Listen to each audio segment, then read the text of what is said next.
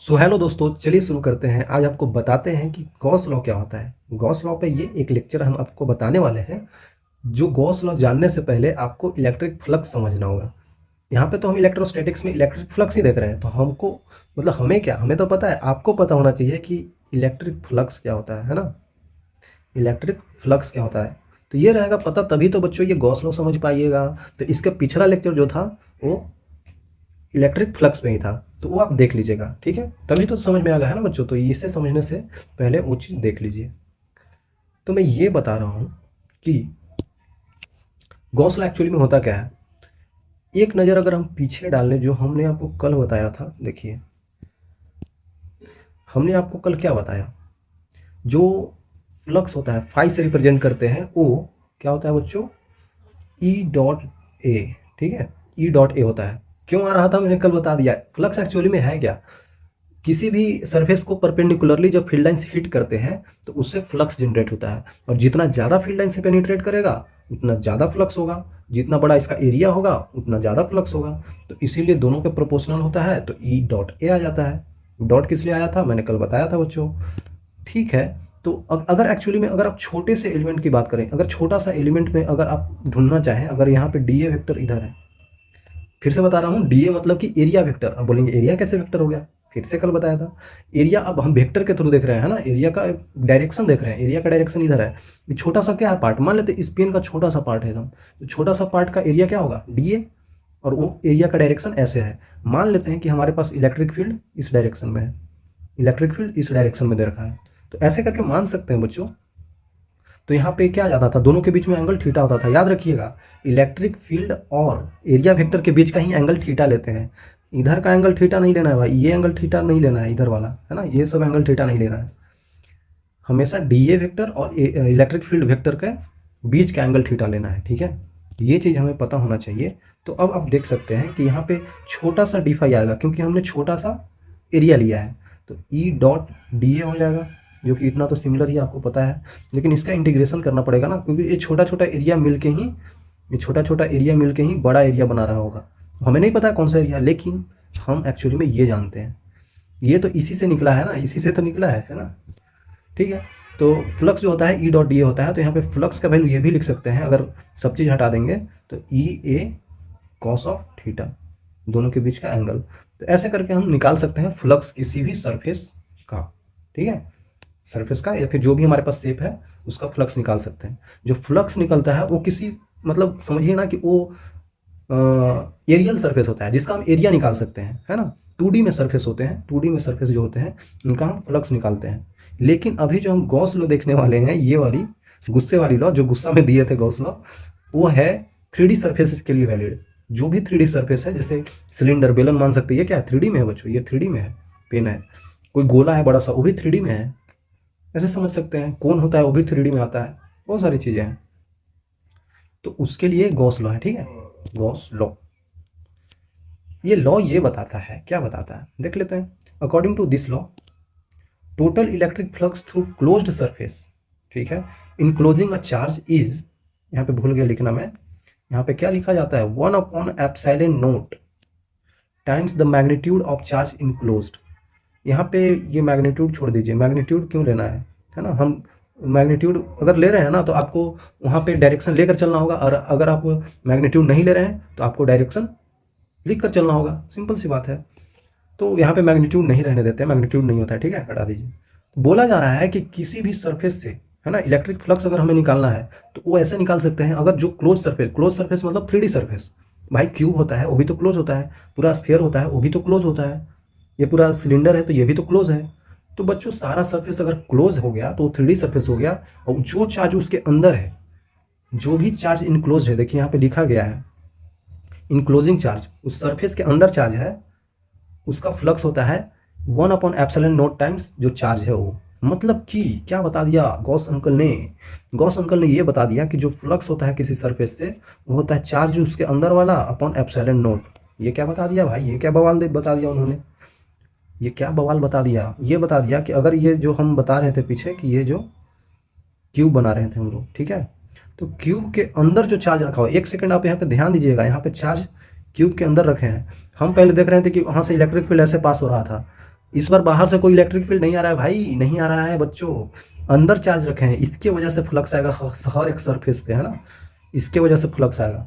तो ये जो भी फ्लक्स आएगा, जो हम इसके थ्रू कैलकुलेट करेंगे, क्या होता है, ई डॉट डी ए होता है ना, ई ए कॉस थीटा, तो ये सब कैलकुलेशन करेंगे, यहाँ पे इलेक्ट्रिक फील्ड का वैल्यू रखेंगे, जो कि हर एक चीज़ के लिए अलग अलग आएगा, हर एक सरफेस के लिए। यहाँ पे कुछ और है डिस्टेंस, देख रहे हैं, ये डिस्टेंस सरफेस से कुछ और है, यहाँ पे डिस्टेंस सरफेस से कुछ और है, इस कॉर्नर का कुछ और है, तो सारा डिस्टेंस अलग अलग है ना भाई, ये पूरा प्लेन का डिस्टेंस हर एक पॉइंट का चार्ज से डिस्टेंस अलग अलग है, तो इलेक्ट्रिक फील्ड अलग अलग आएगा ना यार। तो यहाँ पे बहुत ज़्यादा कैलकुलेशन हो जाएगा, और ये सब कैलकुलेशन करेंगे तो हमारे पास ये आएगा। ये बोला गॉस अंकल ने, गॉस अंकल ये बोल रहे हैं कि ये जो तुमने ड्रॉ किया है ना 3D surface, enclose surface, close surface, तो इसके अंदर इनक्लोज्ड जो चार्ज है उसकी वजह से फ्लक्स क्या होता है, क्यू जो ये वाला है अपॉन एप्सिलॉन नॉट, खत्म। तो गॉस अंकल इतना स्मार्ट थे कि ऐसे बता दिए भाई, ऐसे ही नींद में उठे, अरे ये क्या होता है, ये जो तुम लोग इतना कैलकुलेट कर रहे हो, ये क्यों कर रहे हो भाई, ये कैलकुलेट क्यों कर रहे हो, मैं जो देता हूँ, मैं जो बोलता हूँ वो करो। मैं सोया था तो एक सपने में आया था कि इतना कुछ करने की जरूरत ही नहीं है, तुम bus queue inside upon epsilon not लिख दो, फ्लक्स आ जाएगा।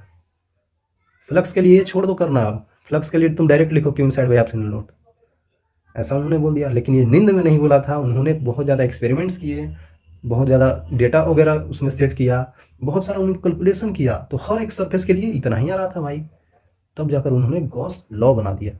ठीक है, आई थिंक क्लियर होगा बच्चों। तो क्या लग रहा है आपको, ये जो Q inside by epsilon not है, तो यही हमारे पास फ्लक्स का वैल्यू हो जाएगा। तो कोई भी सरफेस ले लेते हैं, मान लेते हैं अभी, अब अगर अगर आप सोचें तो यहाँ पे अगर मैं गोल सरफेस ले लिया, ये पूरा स्फेयर टाइप का है, तो स्फेयर के अंदर हमने कोई चार्ज रख दिया, तो यहाँ पे भी जो फ्लक्स आ जाएगा, फ्लक्स को फाई से रिप्रेजेंट करते हैं, ठीक है, phi equal to Q inside divided by epsilon naught, इसके वजह से भी वही आएगा। देख रहे हैं, हर एक सरफेस के लिए उन्होंने, हर एक क्लोज सरफेस के लिए उन्होंने बोल दिया।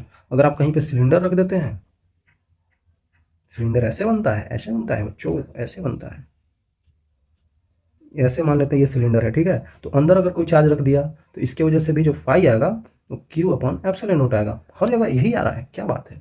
उन्होंने यही तो बोल दिया कि इनक्लोज सरफेस के अंदर इनक्लोज चार्ज जो होगा वो 1 अपॉन एप्सिलॉन नॉट टाइम्स होगा।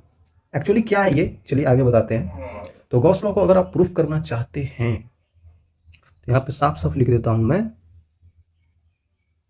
देयर इज नो प्रूफ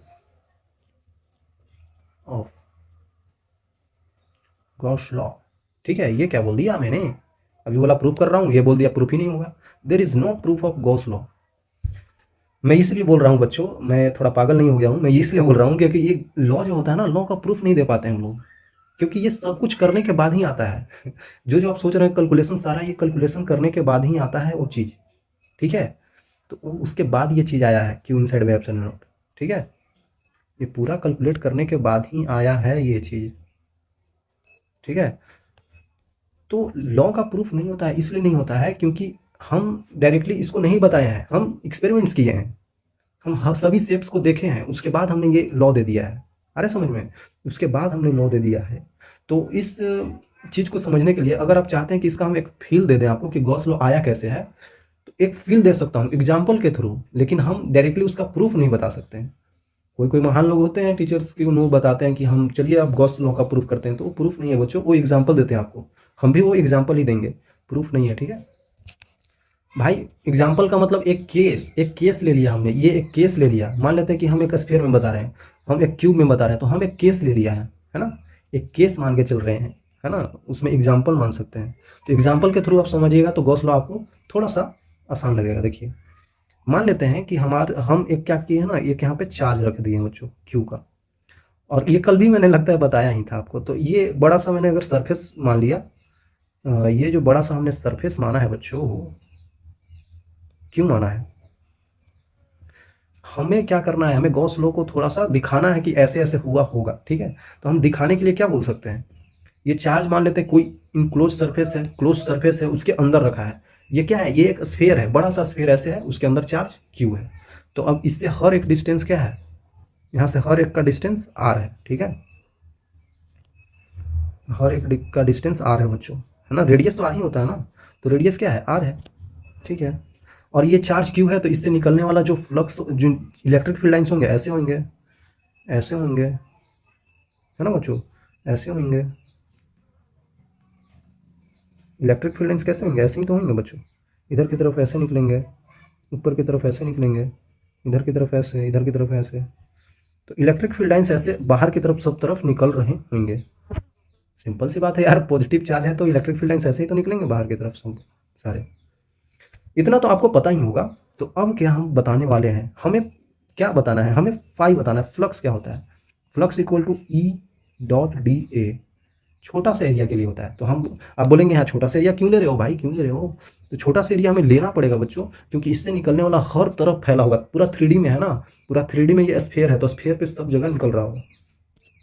ये क्या है, स्फीयर है, बोल देता हूँ आगे तो आप बोलेंगे ये स्फीयर है, हर जगह पे निकलेगा इलेक्ट्रिक फील्ड लाइन्स। तो हर जगह पे छोटा छोटा एरिया मान लेते हैं, और वो छोटे छोटे एरिया को जोड़ देंगे तो पूरा एरिया आ जाएगा। पूरा एरिया क्या आपको पता है ना, छोटे छोटे एरिया को अगर हम जोड़ते जाएं, इंटीग्रेशन का मतलब जोड़ना होता है। इस सांप जो बनाया है ना हमने ये वाली, इसका मतलब जोड़ना होता है, ठीक है। तो मैं बता रहा हूँ कि ये जो छोटा छोटा एरिया सब जगह पे आ रहा होगा, ये सब छोटा छोटा एरिया जो आ रहा होगा बच्चों पूरा सरफेस पे, उसको जोड़ेंगे तो पूरा एरिया आ जाएगा। तो भाई स्फीयर का एरिया क्या होता है, 4πr² होता है। तो आप बोलेंगे इतना क्यों करना था, हमें तो पता ही था। ठीक है, पता था तो ये डायरेक्टली भी लिख सकते हैं ई डॉट डी ए में, जैसे है ना ई ए का फॉर्मूला ई डॉट ए होता है ना, तो डायरेक्टली यहाँ पे ये रख सकते थे। लेकिन मैं थोड़ा सोच के बता रहा हूँ आपको मैं, इसलिए हर जगह जो एप्लीकेबल है उसको लेते हैं, है ना, डी ए हर जगह पे ये है, लेकिन वे हर जगह पे नहीं होता है ना, इसीलिए। तो ये करने पे ही आया है 4πr², ठीक है। हर जगह का एरिया छोटा छोटा जोड़ देंगे, तो जोड़ेंगे तो पूरा तो गोला ही बनेगा। तो गोला का क्या होता है 4πr², ठीक है। तो फ्लक्स जो आ रहा है ई डॉट डी ए आ रहा है, तो हम यहाँ पे क्या बताएंगे बच्चों, क्या बताएंगे? ई मतलब इलेक्ट्रिक फील्ड किसी पॉइंट पे, मान लेते हैं ये पॉइंट हमने लिया, तो यहाँ पे जो यहाँ पे बाहर निकलने वाला डी ए वेक्टर होगा, बाहर ही तो होगा। डी ए वेक्टर हर जगह पे बाहर ही होगा, है ना बच्चों। और क्या होता है 90 डिग्री पे होता है, किसी सरफेस से निकलने वाला एरिया वेक्टर उसके परपेंडिकुलर होता है सरफेस के। 3D सरफेस है तो हर जगह पे इसका एरिया वेक्टर परपेंडिकुलर होगा सरफेस का। बना दिया, तो बना दिया भाई। तो ये बोल रहा हूँ मैं कि कितना होगा, ये क्यू है, इसका डिस्टेंस आर है किसी पॉइंट से, हमको इस पॉइंट पे बताना है इलेक्ट्रिक फील्ड, तो ई इक्वल टू के क्यू डिवाइडेड बाई r²। कल ही बताया था यार।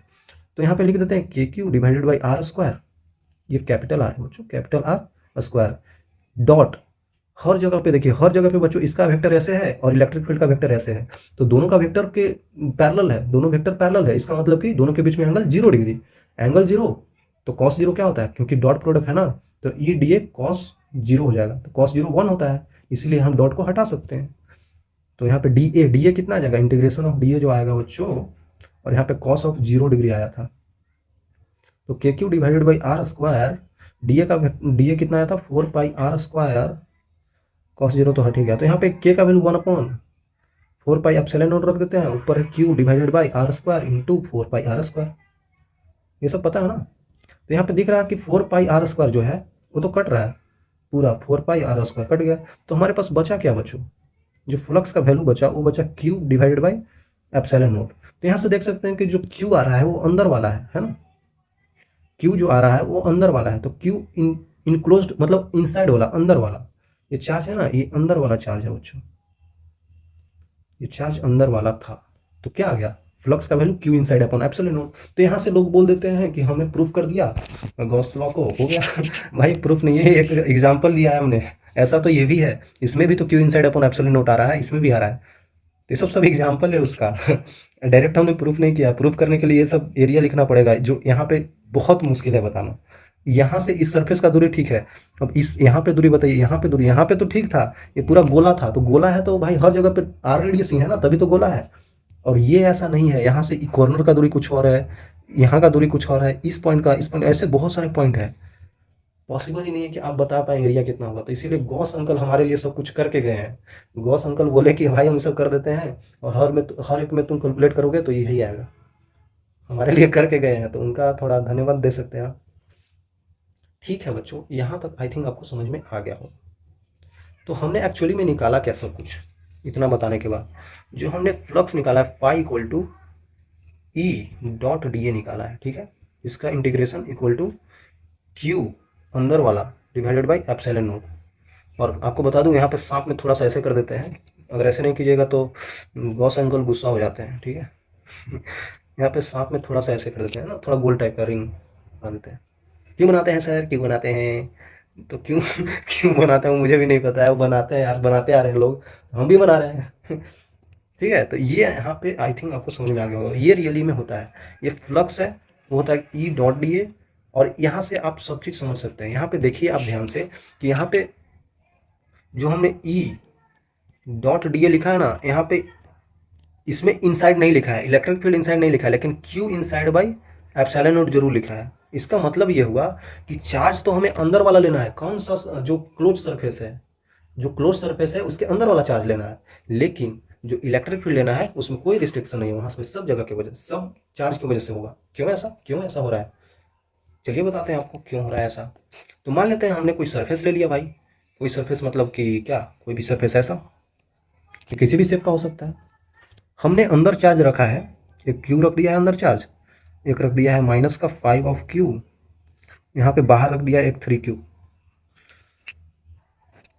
अब यहाँ पे अगर आप देखें ध्यान से, तो यहाँ पे चार्जेस, ये क्लोज सरफेस है भाई, ये 3D सरफेस है, आपको 3D सरफेस मान के चलना है। ये जो मैंने बनाया है ना ऐसा ऐसा, ये 3D है, पूरा गोल टाइप का है, मैंने जैसे भी आप समझे, अंदर है ये चार्जेज, क्या है ना, इसके अंदर है, वॉल्यूम के अंदर है, ऐसे समझ सकते हैं, और ये बाहर रखा हुआ है। ठीक है, तो अब हम बता सकते हैं यहाँ पे फ्लक्स क्या होगा, flux due to all the charges, सभी चार्जेस की वजह से फ्लक्स जनरेट होगा। किस सरफेस पे, इस सरफेस पे जनरेट होगा, ये जो सरफेस है, all the charges on the surface. ठीक है, सरफेस पे ही तो होगा बच्चों, जो सरफेस हमने बना रखा है, पता नहीं किस शेप का है, हमें भी नहीं पता है, लेकिन सब चार्जेस की वजह से होगा। तो मान लेते हैं, तो हम लिख देते हैं flux equal to E, E due to सब के चार्ज की वजह से, यहाँ पे ई ड्यू टू क्या लिख सकते हैं, क्यू माइनस 5 क्यू और 3 क्यू, है ना। तो यहाँ पे लिख सकते हैं E due to Q plus E due to minus का 5 Q plus E due to 3 Q. मतलब ये सब, ये वेक्टर क्वांटिटी है बच्चों, electric field vector, directly add नहीं करना है भाई, है ना। इसका प्रोडक्ट, डॉट प्रोडक्ट होता है डी ए वेक्टर के साथ। ठीक है, हमें नहीं पता है कितना है, equal to Q inside, Q अंदर वाला चार्ज कितना है, क्यू है माइनस का 5 क्यू है। अब ये चार्ज नहीं लिख रहे हैं, इस चार्ज को हमने अंदर नहीं लिखा है, देखिए ये 3 क्यू को हमने यहाँ पे नहीं लिख रहे हैं, बस ये चार्ज लिख रहे हैं, क्योंकि इनक्लोज होता है अंदर वाला चार्ज अपॉन एप्सिलॉन नॉट। तो यहाँ पे आप समझ सकते हैं कि electric field due to all, है ना, यहाँ पे सभी की वजह से है ना बच्चों, due to all in dot D A equal to minus का 4 Q divided by epsilon naught. तो एक्चुअली में हमारे पास जो आ रहा है ये आ रहा है। ठीक है, यहाँ से आप electric field due to all बोलेंगे, और यहाँ पे क्या बोलेंगे, यहाँ पे सिर्फ इनक्लोज, सिर्फ अंदर वाला। इसका समझिए, इस चीज़ का समझिए मतलब क्या है इस चीज़ का। ये जो इलेक्ट्रिक फील्ड है, ये सभी चार्जेज की वजह से है। जो एरिया ले रहे हैं डी ए, जो डी ए हम लोग ले रहे हैं, वो क्या ले रहे हैं, हर एक, है ना बच्चों, यहाँ पे ये चार्ज है, तो इसकी वजह से जो सरफेस पे आएगा ऐसे इलेक्ट्रिक फील्ड आएगा ना, अंदर भी बनेगा। तो वहाँ पे जो डी ए आएगा, वो हमें ये छोटा छोटा एरिया लेना है, और ये एरिया को धीरे धीरे हम जोड़ते जाएंगे, तो हमारे पास, क्योंकि भाई पूरा सरफेस का ही तो लेंगे हम, क्योंकि हम ऐसे ही थोड़ी बोल रहे हैं, क्लोज सरफेस ले रहे हैं, तो ये पूरा एरिया आ जाएगा, धीरे धीरे जोड़ते जाइएगा ना, पूरा एरिया ही आता है। अब ये ऐसा शेप है कि इसका हम एरिया बता ही नहीं सकते हैं। सर्कल होता तो एरिया बता देते, सिलेंडर होता तो एरिया बता देते, लेकिन ये ऐसा शेप है कि हम इसका एरिया बता ही नहीं सकते हैं, हम इसका एरिया बता ही नहीं सकते हैं। ठीक है, तो वो चीज़ समझिए आप, वो चीज़ समझ सकते हैं। तो इसीलिए यहाँ पे चार्ज अंदर वाला, यहाँ पे हॉल, और यहाँ पे एरिया जो इसका है एप्सिलॉन नॉट, ऐसे ही रहेगा, ऐसे किया जाता है। क्या लगता है आप इसका एरिया कैलकुलेट कर लेंगे और इसका वैल्यू निकाल लेंगे? नहीं निकाल पाइएगा, इसका पता ही नहीं है कैसा डायमेंशन है। लेकिन आप ये बता सकते हैं, ये कंफर्म बात है, इधर वाला बात कंफर्म है, ये इतना ही आएगा, है ना, इतना ही आएगा इधर वाला बात, ये बोल रहा है। ठीक है, तो ऐसे ही चीज़ें आप समझ सकते हैं। यहाँ पे मान सकते हैं ऐसा भी आप, कि अगर मैं कोई सरफेस ले लिया ऐसा करके, अंदर पे चार्ज है -Q, इधर है +Q, तो ये माइनस से प्लस क्या, डाइपोल बन गया। तो डाइपोल की वजह से क्या हो जाएगा, फ्लक्स इनसाइड क्या हो जाएगा, सॉरी फ्लक्स इनसाइड छोड़िए ना, फ्लक्स होगा कितना, चार्जेस की वजह से जीरो हो जाएगा ना भाई। क्यू इनसाइड क्या हो जाएगा, -Q + Q divided by epsilon naught, तो ये कितना हो जाएगा, जीरो। तो डाइपोल की वजह से सरफेस के अंदर चार्ज, सरफेस के अंदर फ्लक्स जीरो होता है। ठीक है, आई थिंक क्लियर होगा बच्चों। तो एक्चुअली में इसका मतलब ये है, चलिए और आगे चीज़ें आपको दिखाते हैं। जैसे जीरो फ्लक्स कहाँ कहाँ पे बनता है आप समझ सकते हैं, कल ही बताया था बच्चों जीरो फ्लक्स कहाँ पे बनता है, जल्दी से देख लीजिए। अगर हमने कोई ऐसे करके शेप बना दिया है क्यूब टाइप का, और हम इसको यूनिफॉर्म इलेक्ट्रिक फील्ड में रख दिए हैं, इलेक्ट्रिक फील्ड यूनिफॉर्म है मतलब ऐसे करके पास कर रहा है, तो क्या हो रहा था, अगर हम यूनिफॉर्म इलेक्ट्रिक फील्ड में किसी चीज़ को रख देते हैं जो क्लोज होता है, 3D शेप में होता है, तो इससे फ्लक्स पास होने वाला जीरो हो जाता है। कल ही बताया था। ऐसा क्यों होता है, ऐसा क्यों होता है, चार्ज इधर होगा तभी से इलेक्ट्रिक फील्ड आ रहा है, उससे कोई मतलब नहीं। लेकिन यहाँ पे फिर देखेंगे तो अंदर कोई चार्ज नहीं है। बताए थे कल केस लेकर कि अंदर चार्ज हम नहीं लेते हैं, तो अंदर चार्ज नहीं लेते, वैसे भी समझ सकते हैं फ्लक्स जीरो आएगा। ऐसे भी समझ सकते हैं कि यहाँ पे जो एरिया वेक्टर इसको पेनिट्रेट कर रहा है ना इलेक्ट्रिक फील्ड, इस एरिया वेक्टर को, इसके एरिया वेक्टर ऐसे बनेगा और ये ऐसे, दोनों के बीच में एंगल 180 डिग्री, यहाँ पे एंगल 0 डिग्री बनेगा, और ऊपर इधर वाला सरफेस और फ्रंट वाला और बैक वाला में 90 डिग्री बनेगा। तो कॉस 90 जीरो, और ये माइनस का और ये प्लस का, ओवरऑल फ्लक्स जीरो हो जाता है। ये माइनस का क्यों, क्योंकि एरिया वेक्टर इधर और इलेक्ट्रिक फील्ड इधर, एंगल 180, तो कॉस 180 -1, तो ये जो वैल्यू आएगा वो वैल्यू इधर भी आएगा, दोनों मिलके जीरो कर लेगा, और बाकी की वजह से तो जीरो ही था। भाई इसका मतलब ये हुआ कि अगर कोई यूनिफॉर्म इलेक्ट्रिक फील्ड में कोई क्लोज शेप को रख देते हैं और उसके अंदर चार्ज नहीं होना है, ये बात ध्यान रखना, उसके अंदर चार्ज नहीं होता है, तब उस क्लोज शेप का इलेक्ट्रिक फ्लक्स जीरो होता है। ठीक है, सिंपल सी बात।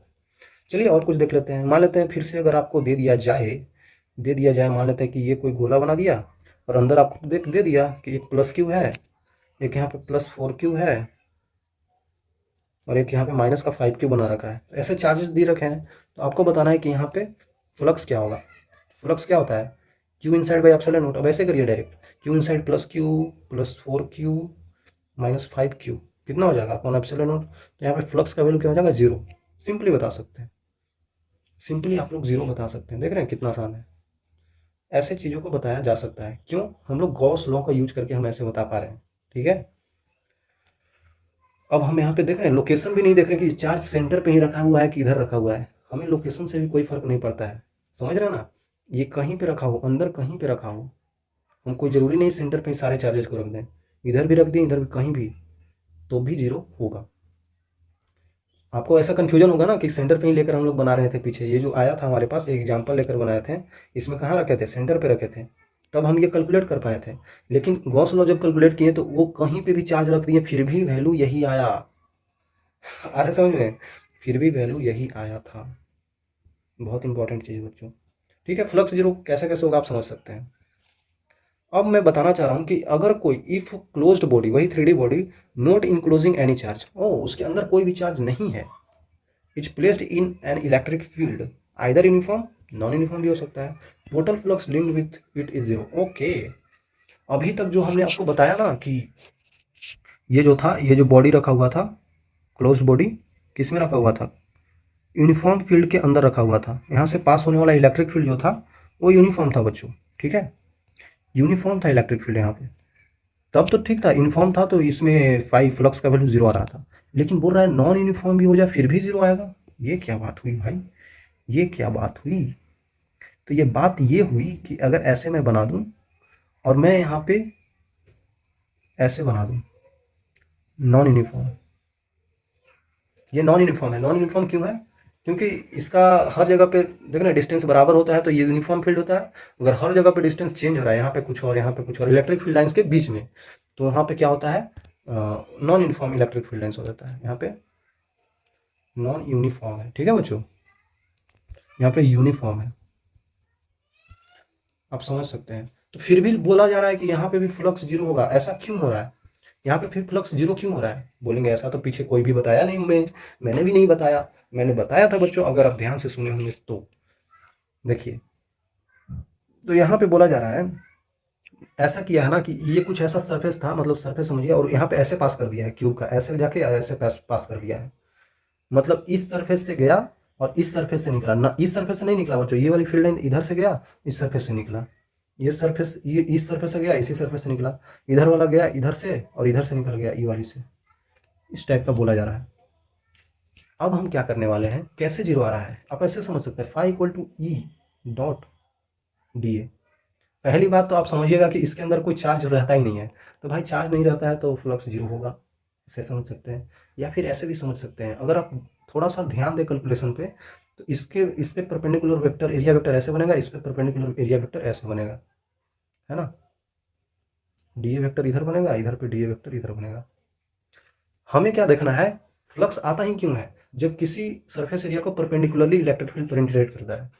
यहाँ पे परपेंडिकुलरली कर ही नहीं रहा है, तो हमें क्या लेना होगा, कंपोनेंट लेना होगा, कंपोनेंट लेना होगा। या फिर आप एरिया वेक्टर कहीं कंपोनेंट ले लीजिए, यहाँ पे थीटा मान के इधर की तरफ, उसकी वजह से आ जाएगा। परपेंडिकुलर तो चला जाएगा, परपेंडिकुलर की वजह से तो आता ही नहीं है, ये आएगा ही नहीं, बस इधर वाला और एक इधर वाला। तो आप ध्यान से देखेंगे, ध्यान से देखेंगे तो इस सरफेस एरिया का ए स्क्वायर होता है, इधर भी ये वाला का होता है ए स्क्वायर, तो इधर वाला आ जाएगा क्या, प्लस का ए स्क्वायर इंटू ई, इधर का माइनस का ए स्क्वायर इंटू ई। तो ओवरऑल फिर देखेंगे तो फिर जीरो हो जाएगा, यहाँ पे देखेंगे तो फिर जीरो हो जाएगा।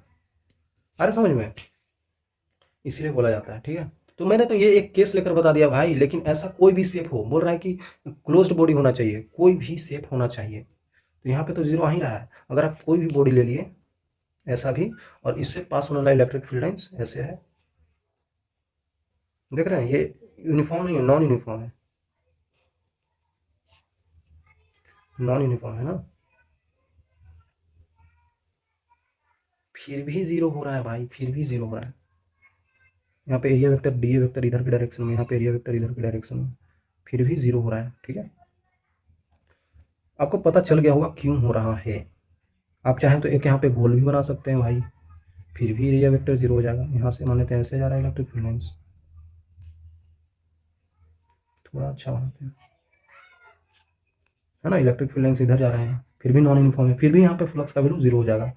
वही सेम चीज़ लेकर आप समझ सकते हैं, है ना। यहाँ पे भी इसका एरिया वेक्टर, यहाँ पे एरिया वेक्टर इसके परपेंडिकुलर इधर बनेगा, यहाँ पे एरिया वेक्टर इसके परपेंडिकुलर इधर बनेगा। तो ये सब केसेज लेकर आप समझ सकते हैं, ये सब समझ सकते हैं आप, है ना। एंगल बनेगा, फिर वो एक जीरो हो जाएगा, और अपोजिट वाला दोनों जुड़ के जीरो ही हो जाएंगे। समझ सकते हैं आप, ऐसे होगा। आगे चलते हैं, और चीज़ें आपको मैं बताता हूँ।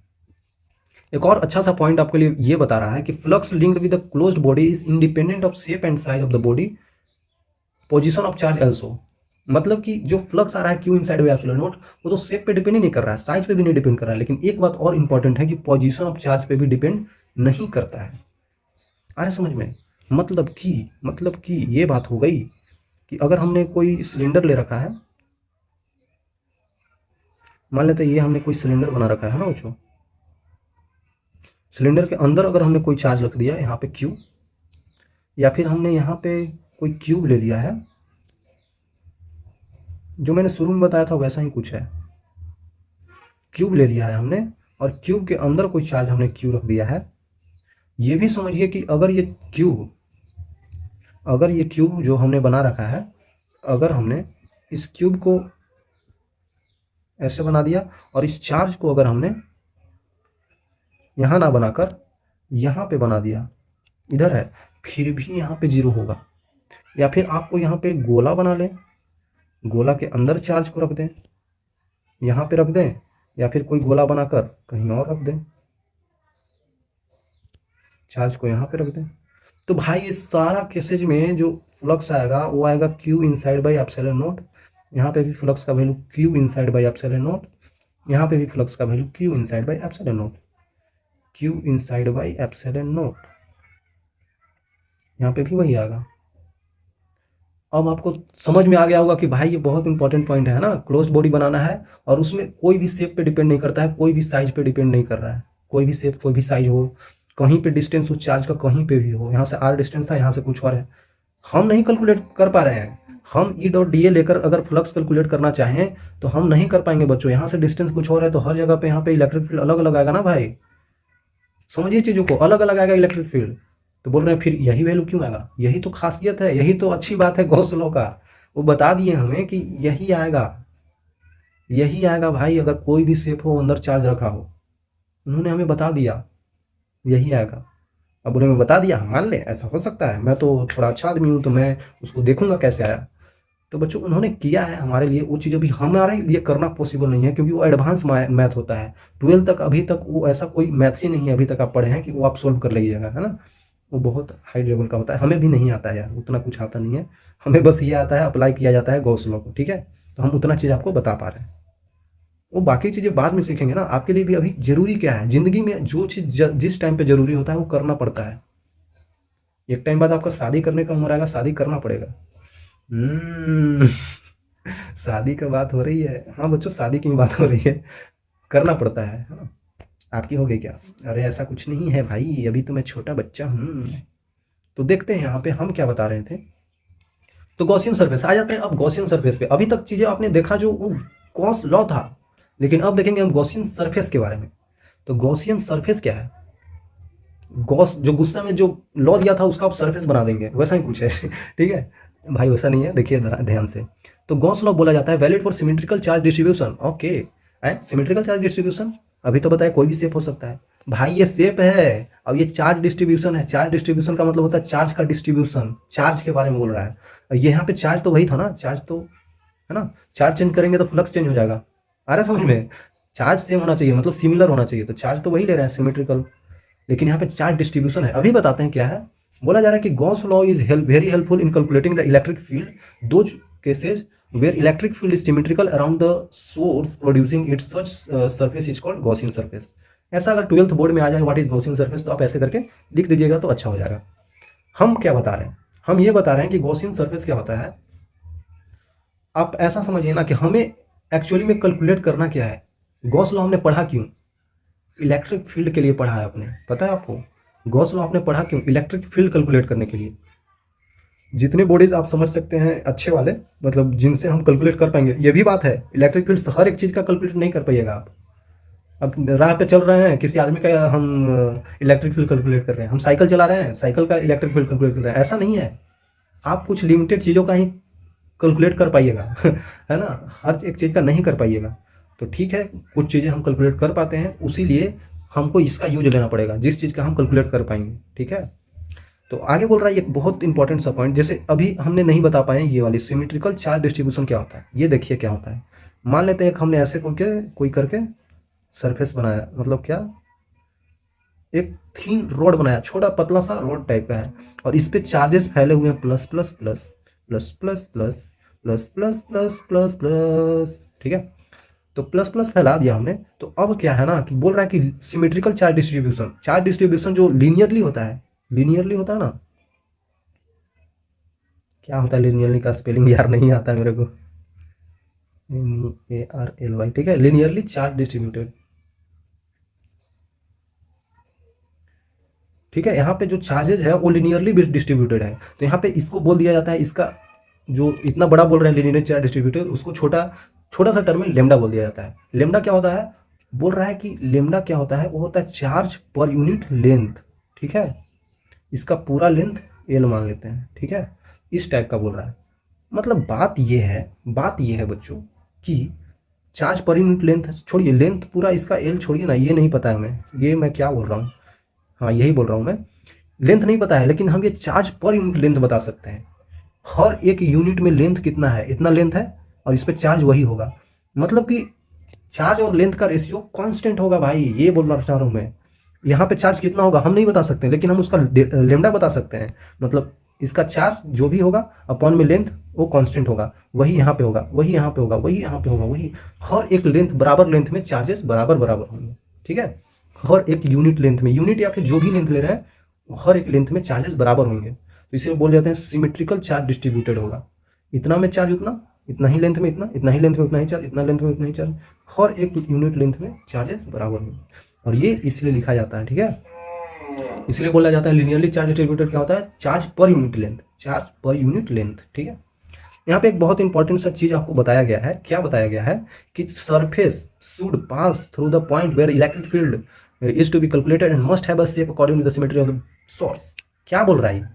बोल ये रहा है कि अगर आप इलेक्ट्रिक फील्ड कैलकुलेट करने के लिए ही हम ये पढ़ रहे हैं, है ना, टू कैलकुलेट, ठीक है, to calculate electric field at a point, हम किसी पॉइंट पे इलेक्ट्रिक फील्ड कैलकुलेट करने के लिए गॉसियन सरफेस पढ़ रहे हैं। मकसद यही है, मकसद समझिए हमारा मकसद क्या है। ठीक है, ठीक है, तो ये बात हो गई। तो हमें ये पॉइंट ध्यान में रखना है, अगर हमें किसी पॉइंट पे निकालना है इलेक्ट्रिक फील्ड, तो आप क्या कीजिए ना, जिस चार्ज की वजह से निकालना है उसी के अबाउट एक गॉसियन सरफेस बनाइए। कैसा होगा वो? 3D में होगा, 3D में सरफेस बनेगा, ठीक है। उसी के सामने एक बना, मतलब उस जिस पॉइंट पे निकालना है उसी पॉइंट से पास होना चाहिए। जो गॉसियन सरफेस आप बनाएंगे वो पी पॉइंट से पास होना चाहिए, है ना। जिस पॉइंट से आप जा रहे हैं, जिस पॉइंट पे इलेक्ट्रिक फील्ड निकालना है, गॉसियन सरफेस भी इस पॉइंट से टच होकर जाना चाहिए, मतलब पास होकर जाना चाहिए ये बोल रहा है, ठीक है। ओके, तो ये सब आप समझ सकते हैं। मान लेते हैं कि अगर आपको कोई गोला दे दिया है, गोला, गोला, छोला, ठीक है। तो गोला अगर बनाना है और बोल रहा है कि इस पॉइंट पे बताइए, पी पॉइंट पे क्या होगा, electric field at point P. What is the electric field at point P? Then you have to calculate. Then we will consider a Gaussian surface. What is the Gaussian surface? Means its shape is according to the shape which we have taken. Means like a gola. Like a gola, we have to consider a Gaussian surface. Like this gola. Then it will always go around the surface. Means that will touch the point P. Means how? Means that like this. अरे यार क्या बोल रहा हूँ। Means this surface is passes through point P. Okay, you can see here this is obviously passing through point P. This is surface like a sphere, like this. लेकिन but this size is very big. Okay, this size is big because this point is far away from this center, from this what sphere. चलिए हिंदी में आ जाते हैं, English तो उतना आता ही नहीं, ठीक है। तो हमने ये ले लिया है स्फीयर, तो इस स्फीयर से जितना दूरी पे ये है वहीं पे एक हमें गॉसियन सरफेस, और गॉसियन सरफेस बनाना कैसा है, हम यहाँ पे सिलेंडर भी बना सकते थे भाई, ऐसे करके बना देते हैं सिलेंडर, पी पॉइंट पे पास होना चाहिए। नहीं भाई, नहीं नहीं, इसलिए बोल रहा हूँ क्योंकि इसी के शेप का होना चाहिए। मतलब इसी का शेप क्यों ले रहे हैं, क्योंकि इससे पास होने वाला इलेक्ट्रिक फील्ड और इसका एरिया वेक्टर दोनों के बीच में एंगल 0 डिग्री, और कहीं पे 90 बन रहा होगा। अब मान लीजिए ना कि हम आपको बोल दिए कि ये चार्ज डिस्ट्रीब्यूटेड है, इसमें प्लस चार्ज डिस्ट्रीब्यूटेड है। अब आपको बोल रहा है कि इस लाइन की वजह से आप निकालिए, इस लाइन चार्ज की वजह से किसी पॉइंट पी पे आप बताइए कि क्या होगा। तो आप क्या करेंगे, यहाँ पे कोई ऐसा सरफेस मान लेंगे, कोई गोल सरफेस मान लेंगे, जैसा अभी पीछे माना था गोला, ऐसा मान लेंगे।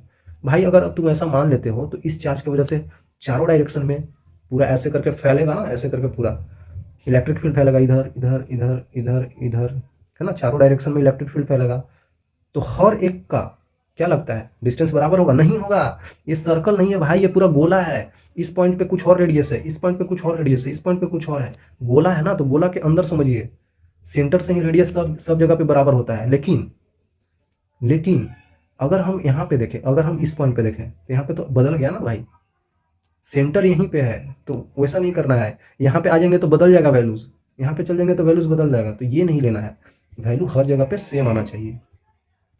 तो हम कैसा कंसिडर करेंगे यहाँ पे, हम यहाँ पे मान लेंगे कि एक को बना लेते हैं ऐसे करके, ऐसे करके। देखिए अब आप बताइए, अब ये सही है ये सरफेस। अब बोलेंगे ये सब सरफेस हम लेंगे कैसे, हमें कैसे पता चलेगा कि गोला ही बनाना है, सिलेंडर ही? हमें भी नहीं पता चलता है, आपको भी नहीं चलेगा, वो थोड़ा सा कैलकुलेशन से पता चलेगा। और 2-3 ही सरफेस हम पढ़ते हैं यार, इतना दिक्कत भी नहीं होगा, है ना।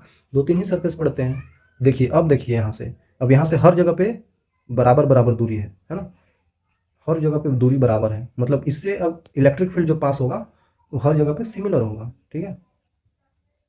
हमें लेने के लिए तो स्फीयर भी ले सकते थे, स्फीयर ले सकते थे, लेकिन कैलकुलेशन हार्ड हो जाएगा। तो हमें हार्ड कैलकुलेशन नहीं करना है ना यार, हमें हल्का कैलकुलेशन करना है। हम थोड़ा सा फिजिक्स पढ़ते हैं, फिजिक्स में चीज़ें क्या होती है ना कि हम खुद से हल्का करके यूज करते हैं। तो यहाँ पे हल्का हो गया ना, क्योंकि हर जगह पे डिस्टेंस बराबर दिख रहा है, पूरा ऐसे है ना, हर जगह पे डिस्टेंस बराबर दिख रहा है। और सोचिए यहाँ पे आ जाएगा इलेक्ट्रिक फील्ड ऐसे, और इसका एरिया वेक्टर ऐसे, यहाँ पे 90, ये भी 0 हो जाएगा, यहाँ पे 0 हो जाएगा। स्फीयर में ऐसा नहीं हो रहा था।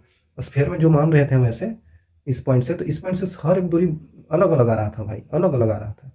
यहाँ से क्या होगा ना कि हर एक का दूरी देख रहे हैं, पी पॉइंट जहाँ भी माने हैं वहाँ पे तो इक्वल ही दूरी आ रहा है इस पॉइंट की वजह से, ऐसे है ना। तो ये हम आगे कैलकुलेट करके भी दिखाएंगे, है ना, आगे कैलकुलेट करके भी दिखाएंगे। अभी देखते हैं आगे। शेप लेने के लिए कोई भी लिया जा सकता है, लेकिन हमें लेना वो शेप है जो हमारे लिए कैलकुलेशन आसान कर दे। बेसिकली ये सोचना है। वो कैसे सोचेंगे, वो जैसा जैसा मैं बताऊंगा वैसा वैसा देखते देखते हो जाएगा। एक्चुअली में ऐसे डायरेक्टली किसी को नहीं पता चलता है क्या लेना है, ठीक है। तो अब आ जाते हैं हम अच्छा क्वेश्चन करने के ऊपर। अब आपको कैलकुलेट करना है फ्लक्स। कुछ यूनिफॉर्म बॉडी आपको दे रहा हूँ, जैसे मान लेते हैं एक बॉडी हम ऐसे बना दिए। देखिए ये बॉडी इस टाइप का, कटोरा, क्या बेटे, कटोरा। ठीक है, ये हमने कटोरा बना दिया भाई, टोपी बना दिया, टोपी पहना देंगे आपको हम। यहाँ पे हमने चार्ज रखा है क्यू, ठीक है। तो बोला जा रहा है कि इस चार्ज की वजह से इलेक्ट्रिक फील्ड जो हो, इलेक्ट्रिक फील्ड तो छोड़िए, वो तो हमें कैलकुलेट बाद में करना है। फ्लक्स क्या होगा इस चार्ज की वजह से, इस चार्ज की वजह से फ्लक्स क्या होगा, इस चार्ज की वजह से इलेक्ट्रिक फील्ड लाइन्स ऐसे ऐसे बनेंगे भाई। हमने क्या बोला था, हमने यहाँ पे क्या पूछा, flux due to charge Q क्या होगा। अगर ये चार्ज इस प्लेन के अंदर होता, मतलब ये पूरा ऐसा है, कटोरा है बच्चों, कटोरा क्या होता है 3D में होता है। अगर ये चार्ज इसके अंदर होता तो क्या बोलते हैं, कोई भी शेप क्लोज्ड है उसके अंदर चार्ज है तो उसकी वजह से Q inside by epsilon not होता है, तो हो जाएगा Q inside by epsilon not. लेकिन ये चार्ज इसके सरफेस पे है, ध्यान दीजिए, ये चार्ज इसके सरफेस पे है बच्चों, सरफेस के ऊपर रखा गया, कटोरा है ना, कटोरा के ऊपर रखा गया है, कटोरा खाली नहीं है, उसका गड्ढा नहीं है, कटोरा भरा भरा है पूरा, है ना, ऊपर रखा गया है। अब ऐसा नहीं है, हम यहाँ पे यूज ही नहीं कर पाएंगे, हमें क्या करना है, इसको तोपना होगा, क्योंकि हम क्लोज्ड सरफेस के लिए ही बता पाते हैं, चार्ज अंदर हो तभी बता पाते हैं, ठीक है। तो चार्ज अंदर करने के लिए हम मान लेते हैं कि एक ऐसा ऊपर की तरफ हम कटोरा बना लेते हैं। देखिए ऐसा ही कटोरा, जो कटोरा नीचे था वैसा ही इमेजिन करिए, दिमाग में लाइए कि इमेजिन करिए, हम मान लेते हैं कि ऊपर से ऐसा कटोरा रख दिए, अब क्या हो गया, अब वो चार्ज अंदर हो गया भाई, पूरे सरफेस के लिए चार्ज अंदर हो गया। तो अब एक पूरे सरफेस की वजह से ड्यू टू होल सरफेस, है ना, ड्यू टू होल सरफेस जो यहाँ पे फ्लक्स हो जाएगा, वो क्या हो जाएगा, क्यू बाई एप्सिलॉन नॉट, पूरा बन गया ना अब। तो बोले आपने क्यों बनाया, इसलिए बनाया ताकि हमें लिख पाए, ताकि हम ये लिख पाए। अगर हम ये नहीं बनाते तो कैसे बता पाते, कैसे बता पाते हैं। मान लेते हैं इस सरफेस पे तो हर जगह पे जो फ्लक्स होगा वो जीरो होगा, क्यों होगा जीरो, क्योंकि ये जो एरिया वेक्टर बनेगा इसका परपेंडिकुलर ही तो बनेगा, इसके वजह से जीरो हो जाएगा। लेकिन अब हमें निकालना होगा इस कर्व सरफेस की वजह से, वो कैसे निकालेंगे, वो तो देख रहे हैं हर जगह पे एरिया वेक्टर कैसे होगा, इसका एरिया वेक्टर ऐसे होगा, परपेंडिकुलर एरिया वेक्टर क्या होगा, ऐसे होगा ना भाई। तब कैसे बता पाएंगे, तब कैसे बता पाएंगे, तब लिखना पड़ेगा हमें, तब की केस बता रहे हैं, तब flux equal to E dot D A लेते हैं, इसके वजह से जीरो हो जाएगा तो नीचे वाला के सिर्फ आएगा, तो वो हम कैलकुलेट नहीं कर पाएंगे भाई, इतना क्यों कैलकुलेशन करना है, क्यों कैलकुलेशन करना है। अल्टीमेटली इसको सोल्व करने के बाद, हमारे पास आंसर यही आएगा, Q inside by 2 epsilon not. बोल रहे हैं ये कैसे लिख दिया, ये कैसे लिख दिया, इसलिए लिखा क्योंकि हम पूरे की वजह से निकाल लिए ना भाई, पूरे की वजह से निकाल लिए, अब इसको आधा हटा दीजिए, आधा हटा दीजिए तो आधा बचा, मतलब पूरा में इतना तो आधा में आधा, आधा में आधा, ठीक है। तो क्यू बाई 2 एप्सिलॉन नॉट हो गया, आंसर हो गया ये। ऐसे बता पाएंगे, ये जो तरीका हमने बताया आप ऐसे करके निकालेंगे तो यही आएगा, ठीक है, मैं बता रहा हूँ यही आएगा। लेकिन वो कैलकुलेशन यार हार्ड हो जाता है ना, इसीलिए हम लोग नहीं करते हैं, ठीक है, कैलकुलेशन में हार्ड हो जाता है, ठीक बा। कैलकुलेशन हार्ड हो जाए तो हम काहे ला वो मेथड यूज करब, हमरा जो मेथड पता बा उहे ना यूज करके हो। मान लेता नहीं, अब की एगो केस ले नहीं हम कि यहाँ पे मान लेवल जाए कि ये एगो सिलेंडर बा, ठीक बा, तो सिलेंडर के इस बारी का कर ले बनी कि हमने ऊपर चार्ज के रख देनी, ऊपरे माने यहाँ पे, ठीक बा, ऊपरे जैसी चार्ज के रखनी। तो अब बतावल जाएगी मुर्दबा कि इस चार्ज के वजह से फ्लक्स क्या होगा, flux due to charge Q. अब आप सोच रहे हो चार्ज क्यू का फ्लक्स किस पे निकालना है, भाई ये जो सरफेस है इसी पे तो निकालना है फ्लक्स, जैसे यहाँ पे इस सरफेस पे निकालना था, तो वैसे ही इस सरफेस पे निकालिए फ्लक्स कितना होगा। तो अब सोचिए, अब यहाँ पे और कैलकुलेशन हार्ड हो जाएगा ना, यहाँ पे तो चलिए ठीक था, कुछ था तो आप कैसे भी करके बता देते हैं, इसका यूज करके बता देते हैं, लेकिन यहाँ पे नहीं बता पाइएगा बच्चे। ये केस वही बन गया था ना, सोचिए ना, ये केस वही बन गया था स्फीयर वाला जो हमने पहले लिया था भाई, वही केस तो बन गया, यही वाली केस, देखिए यही केस बन गया था, वहाँ पे हाफ हो गया था। तो ये करके आप बता सकते थे यहाँ पे Q inside by 2 epsilon not आएगा, ठीक है, वहाँ पे आप बता सकते हैं, मैं मना नहीं कर रहा हूँ, ऐसे यूज करके, इसका यूज करके, ई डॉट डी ए का यूज करके आप बता पाएंगे। लेकिन अब क्या है ना कि अब ये आ गया, अब बताओ भाई, अब बताओ भाई, अब बताओ, अब इसका कैसे करोगे, नहीं कर पाओगे यार। यहाँ पे तो रेडियस बराबर था हर जगह, ठीक है, यहाँ पे इसका डिस्टेंस कुछ और, इसका डिस्टेंस कुछ और, इसका डिस्टेंस ही अलग है, नहीं बता पाएंगे। अब क्या करना है, दिमाग लगाना है, इमेजिन करना है, बिल्कुल सिमिलर ये जो है वैसा ही है, बिल्कुल सिमिलर ऐसे हम इमेजिन कर रहे हैं कि ऊपर ही एक ऐसा हमने बना दिया है। बिल्कुल यही शेप का, बिल्कुल जो है वही यहाँ पे है, जो सिलेंडर नीचे था वही सिलेंडर ऊपर है। अब क्या होगा, अब तो ये पूरा क्लोज हो गया भाई, तो क्लोज की वजह से सिंपल लिखना है, फ्लक्स वो होता है Q inside by epsilon not, simple. तो अब क्या कर रहे हैं, हमें निकालना है इस येलो वाले की वजह से, तो आधा की वजह से निकालना है, तो आधा की वजह से क्या हो जाएगा, फाइव ड्यू टू येलो वाला, येलो वाला की वजह से क्या हो जाएगा, क्यू इनसाइड बाई आधा ही तो है ये, टू एप्सिलॉन नॉट हो जाएगा। जो भी पूरा आया था, पूरे हमारे पास 100 रुपये है और हमें आधा आधा बांटना है, तो 50-50 बांटेंगे। उसी तरीके से पूरा इतना है, आधा बांटना है तो आधा कर दो भाई, सिंपल है ना, सिंपल बच्चों, है ना सिंपल। आई थिंक क्लियर होगा आपको। वैसे ही बहुत सारे केसेस ले सकते हैं। अब एक और केस ले सकते हैं आप, यहाँ पे क्या ले सकते हैं, मान लेते हैं आपके पास यहाँ पे रखा हुआ है, किसी भी चीज़ पे आप रख सकते हैं, जैसे मान लेते हैं क्यूब ले लेता हूँ,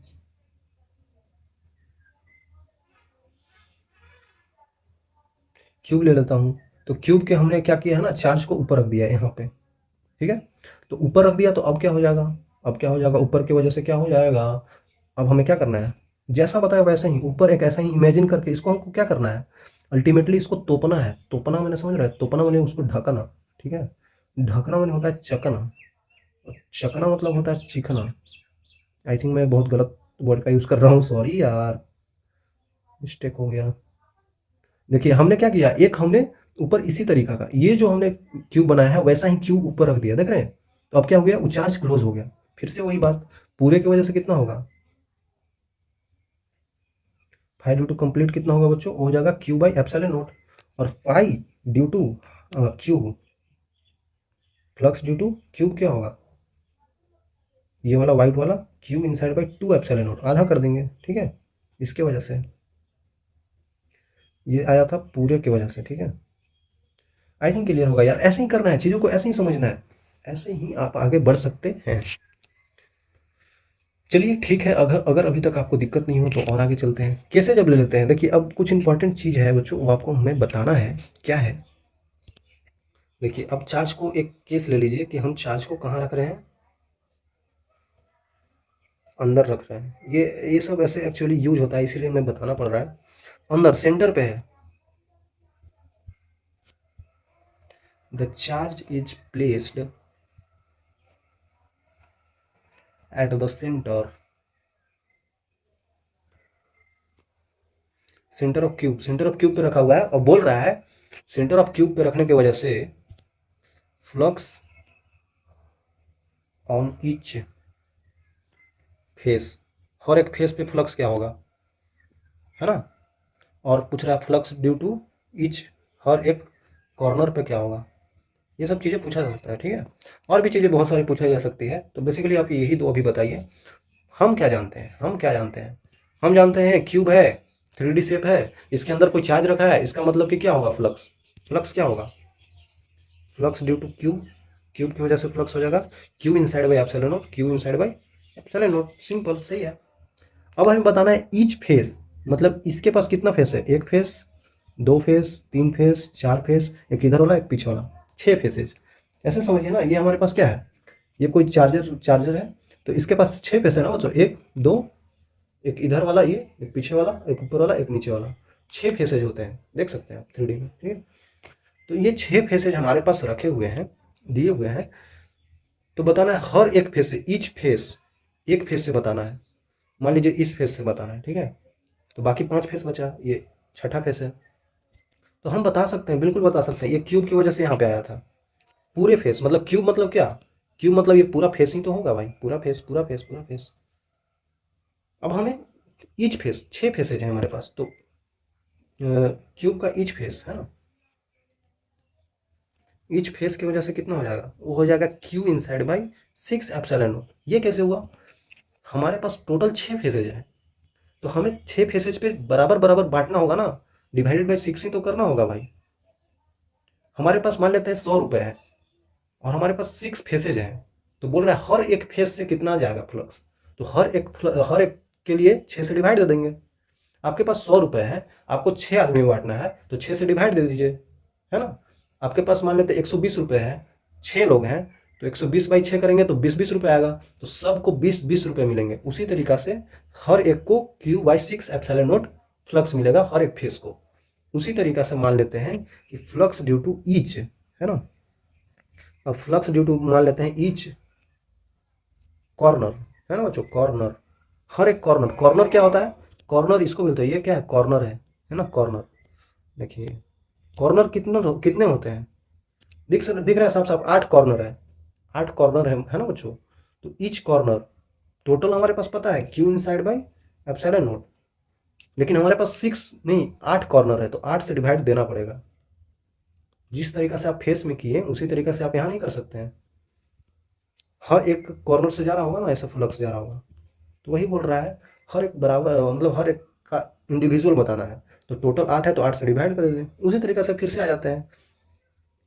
flux due to each, each आपकी एज ले लेते हैं। एज क्या होता है बच्चों, एज मतलब ये वाला एज होता है, ये एज है, ये एज है ना, ये एज है। तो एज टोटल कितने होते हैं, 4 ये वाला, देखिए यहाँ पे 4 ये वाला है, 4 ये वाला है, 4 4 8 9 10 11 12, टोटल 12 होते हैं। तो हो जाएगा Q inside by 12 epsilon not. ऐसे चीज़ों को करना है आ रहे समझ में, ये कैसे लिए जाते हैं कहीं कहीं पे, तो ये सब आपको याद नहीं करना है। देख रहे हैं, आसानी से सोचिएगा तो हो जाएगा ना यार, सोचना है बस किसकी वजह से कितना होगा, आसानी से बताया जा सकता है, हो गया। आगे मान लेते हैं कि इसी चार्ज को हमने कहीं और पे रख दिया। ये सब केसेस क्यों ले रहा हूँ मैं, क्योंकि आपको डर नहीं लगना चाहिए, कहीं पे सवाल देखने डर गए नहीं, अब डर नहीं लगना चाहिए, क्योंकि अब हम केसेस सब बता दे रहे हैं आपको, है ना। ऐसे ऐसे बन सकते हैं।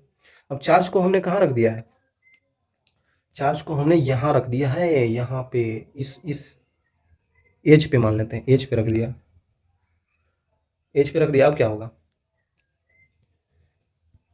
यहाँ पे था तो यार वो क्लोज था, लेकिन यहाँ पे क्लोज्ड नहीं है ना, इधर उघारे मतलब खुला है इधर, है ना, इधर खुला हो गया। तो आप कैसे करेंगे, हमको बेसिकली करना क्या है, ढकना है। अब ढकना तो कोई भी सरफेस नहीं, गोल से नहीं ढक देंगे, बिल्कुल इसी के सिमिलर लेना है बच्चों, तभी तो अच्छा से ढक पाएगा। हम कैसे कर पा रहे थे क्यू बाई एप्सिलॉन, लेकिन क्योंकि वो पूरा शेप जो है ना क्लोज्ड है, और हमें इंडिविजुअल फिर लास्ट में बताना होता है, इसलिए हम डिवाइड दे देते हैं। आप सोच लीजिए यहाँ पे ये भी ले लेंगे, गोल सरफेस ले लेंगे, फिर इससे कैसे बता पाइएगा, फिर डिवाइड थोड़ी कर पाइएगा। एक एक गोला है, एक क्यूब है, तो भाई वैसे थोड़ी डिवाइड होता है, ये भी क्यूब रहेगा तभी तो डिवाइड होगा। तो इसको क्लोज कीजिए, क्लोज कैसे करेंगे, मान लेते हैं कि एक ऐसा ही सरफेस यहाँ पे ड्रॉ किए हैं, है ना। देखिए एक ऐसा ही सरफेस बिल्कुल सिमिलर,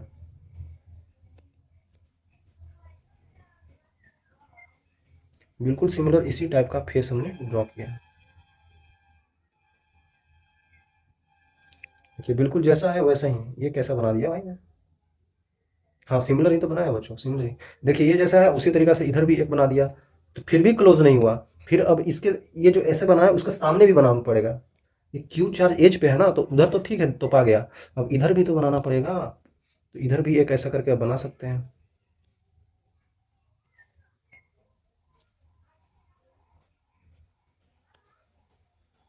देखिए इधर भी बना दिया, और फिर उसी तरीका से एक इधर भी बना दीजिए। मतलब बेसिकली तो पा गया पूरा। उधर रखा हुआ था, एक इधर रख दिए, एक इधर रख दिए, एक इधर रख दिए, चारों से अब क्लोज्ड हो गया, चारों से ये क्लोज्ड हो गया। अब इसको बोल सकते हैं कि फ्लक्स नेट कितना होगा, नेट फ्लक्स पास होगा Q inside by epsilon not. इसी तरीका के हमारे पास कितने हैं, इसी तरीका के क्यूब कितने हो गए, 4 क्यूब लिए हमने, 4 क्यूब लिए तभी तो क्लोज हो पाया है। मतलब कि हर एक क्यूब से find net through each cube, यहाँ पे ईच क्यूब लिखना, ईच क्यूब, उसकी वजह से कितना, ईच क्यूब की वजह से क्यू अपॉन 4 एप्सिलॉन नॉट, क्योंकि 4 हमारे पास है। ठीक है, ठीक है, आपको बताना था क्वेश्चन में, क्वेश्चन ही मैंने नहीं लिखा था। Flux due to faces, faces की वजह से फ्लक्स कितना होगा, ईच फेसेज समझ सकते हैं, ईच फेसेज की वजह से कितना होगा भाई। आखिरकार बाहर कितने फेस नजर आएंगे, समझिए चीज़ों को। एक इसका फेस नजर आ रहा है, और एक और इधर हमने बनाया था, ये इसका 2 फेसेज नजर आ रहे हैं, इधर 2 फेसेज नजर आ रहे हैं, सही है।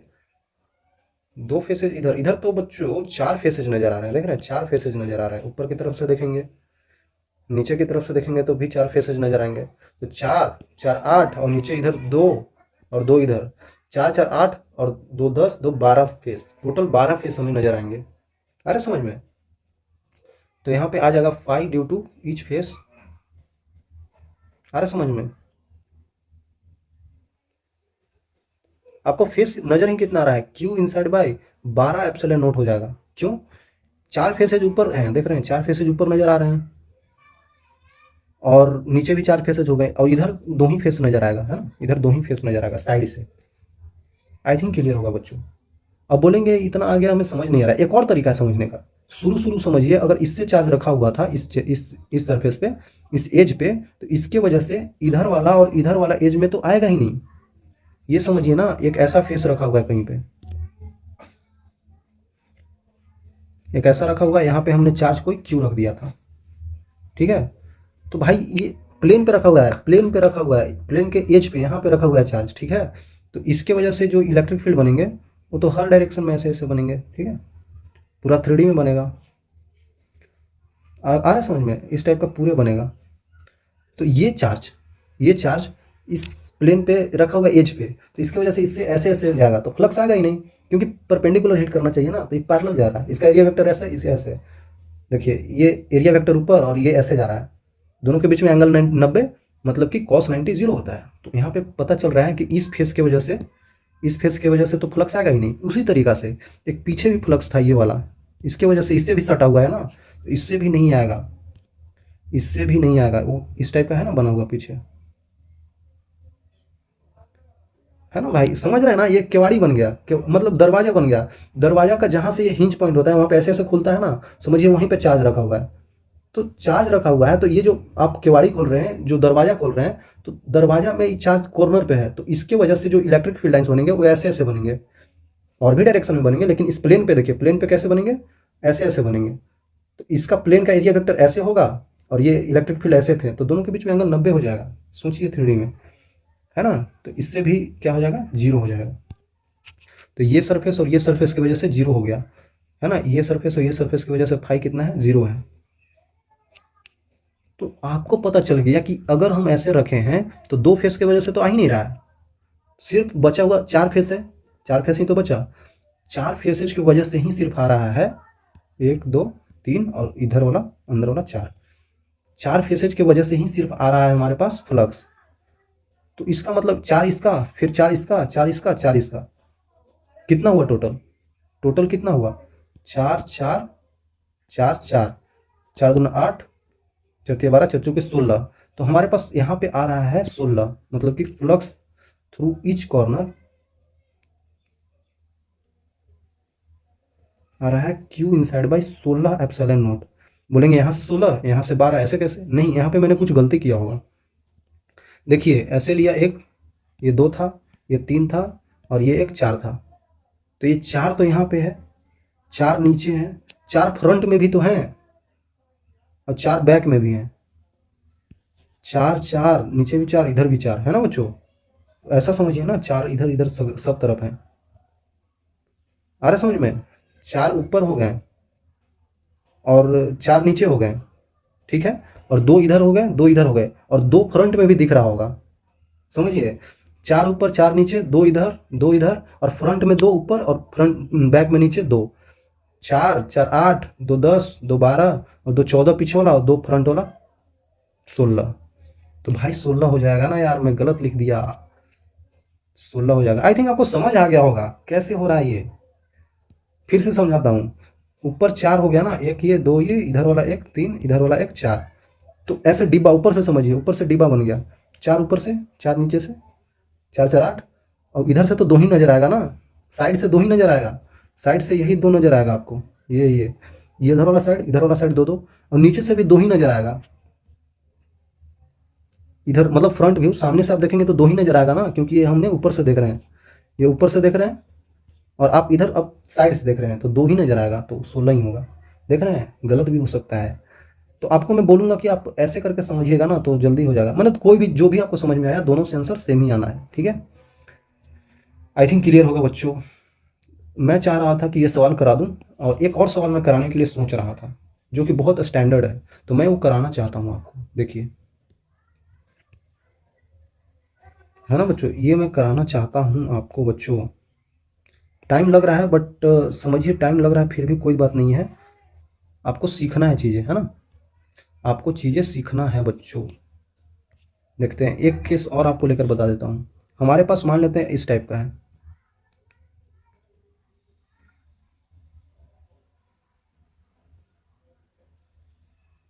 पता नहीं यार कैसे बन रहा है।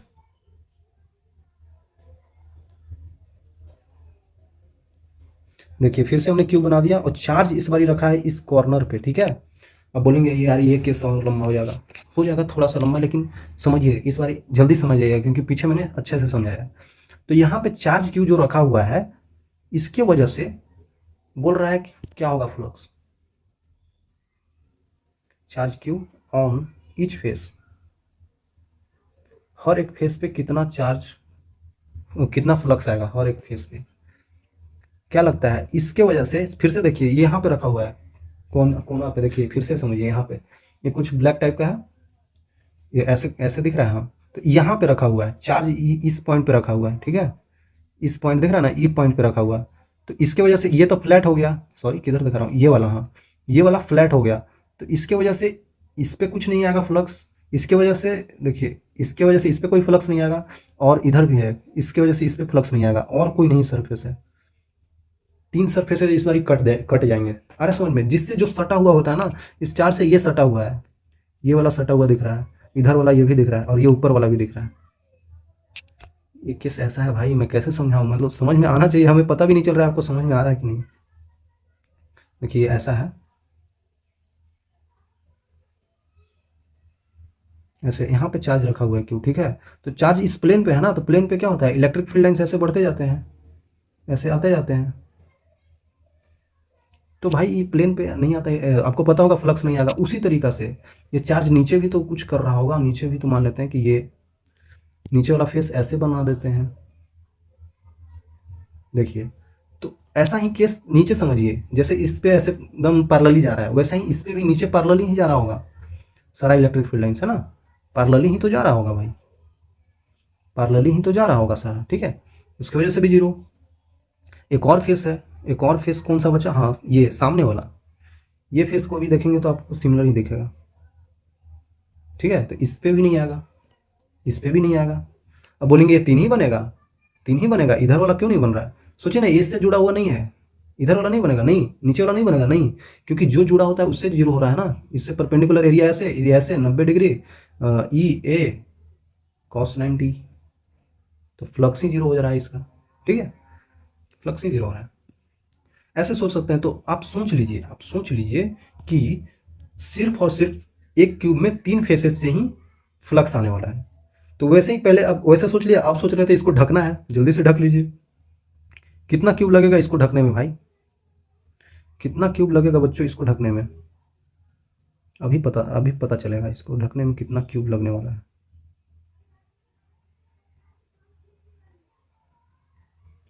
ऐसा था, इधर ही ऐसा बना दिया, तो अभी तक ढका नहीं, ऊपर और भी बनाना पड़ेगा, ऊपर समझिए, ऊपर ऐसा और बनाना पड़ेगा ना बच्चों।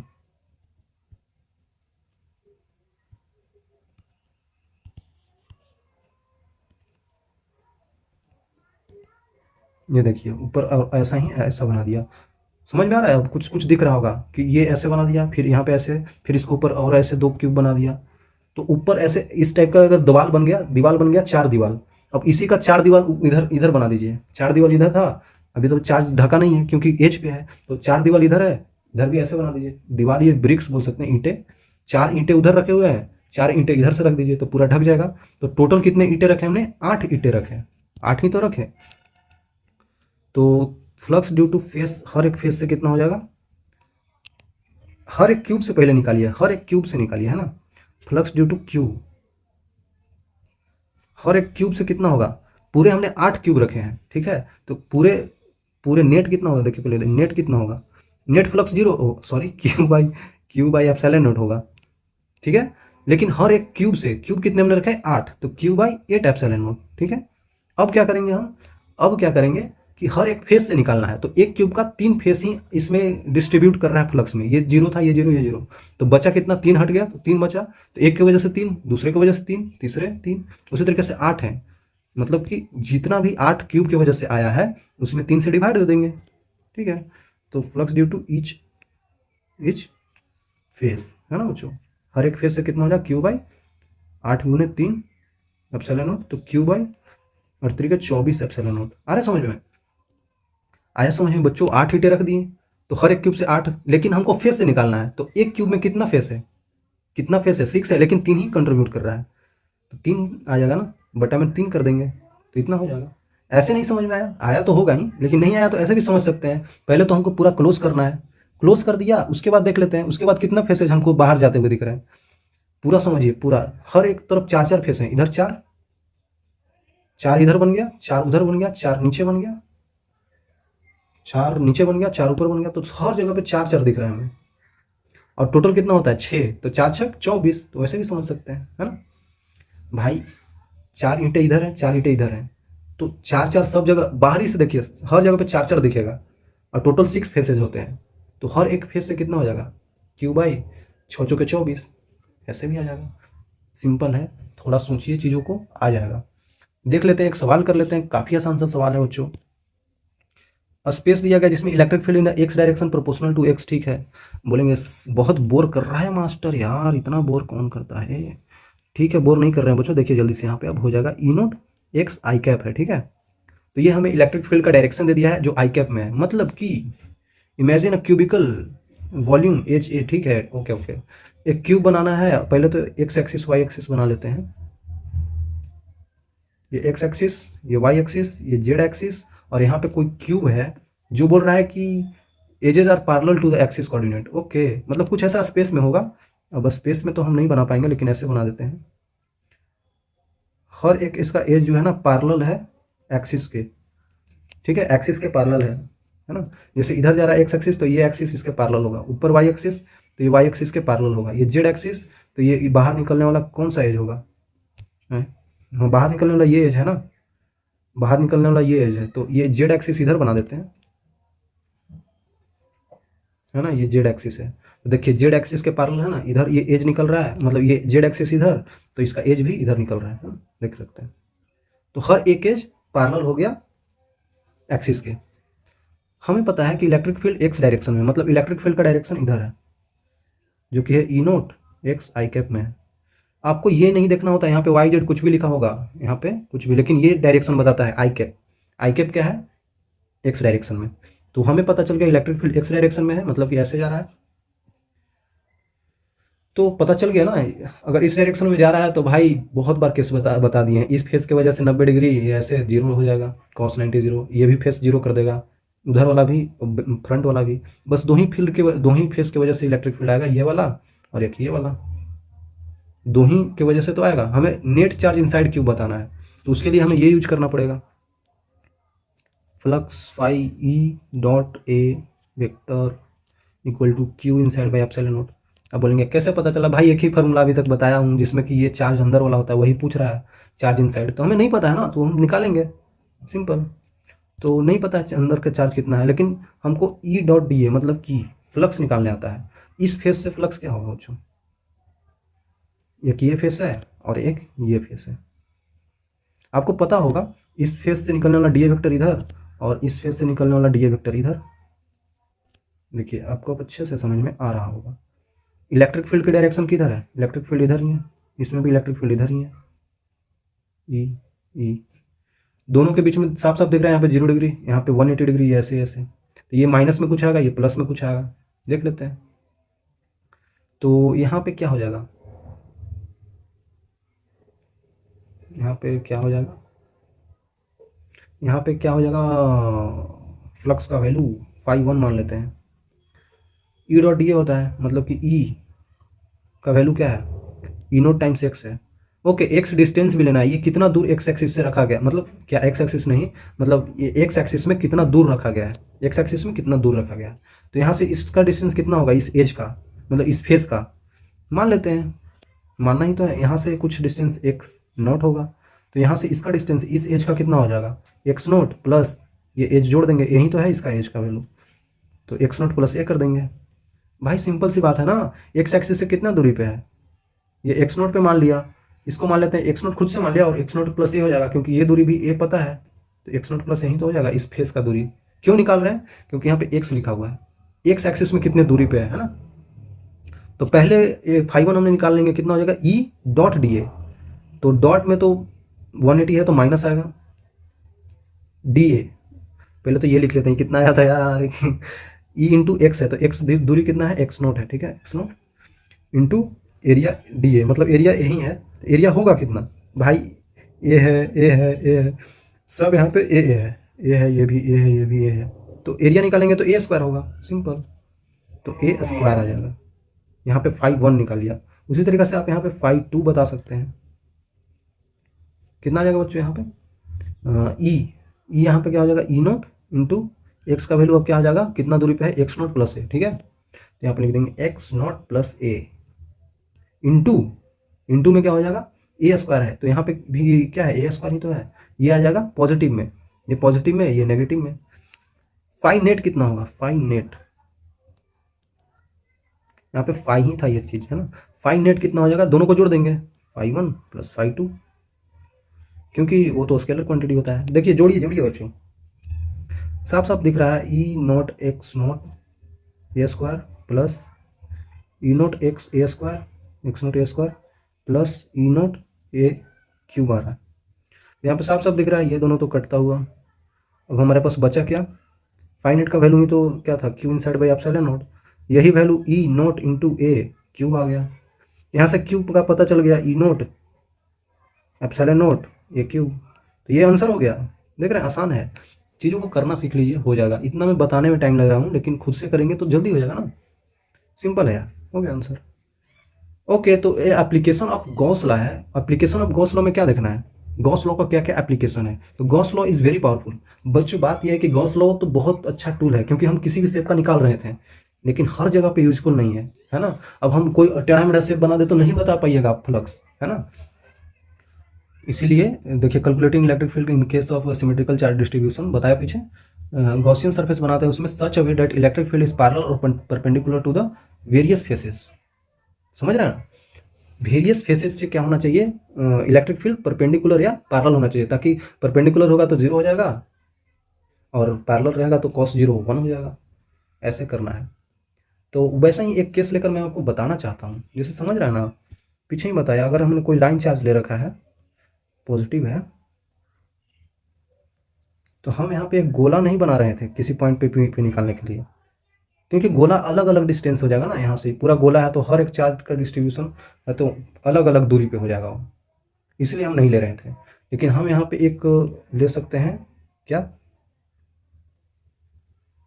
सिलेंडर ले सकते हैं, है ना बच्चों, सिलेंडर लेंगे तो यहाँ पे चीज़ें मामला ठीक हो जाएगी, क्योंकि हर एक का डिस्टेंस यहाँ पे बराबर आर दूरी पे है ना,